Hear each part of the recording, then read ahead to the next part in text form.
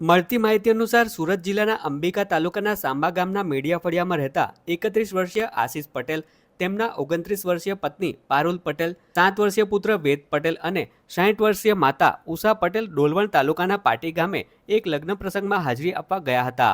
જ્યાં લગ્ન પ્રસંગ પતાવીને આખો પરિવાર એક જ બાઇક પર સવાર થઈ પોતાના ઘરે પરત ફરી રહ્યો હતો. ત્યારે વલવાડા ભોરિયા રોડ પર ઈંટના ભટ્ટા પાસે સામેથી આવતી એક પૂરપાટ ઝડપે દોડતી કારે બાઇકને જોરદાર ટક્કર મારી હતી.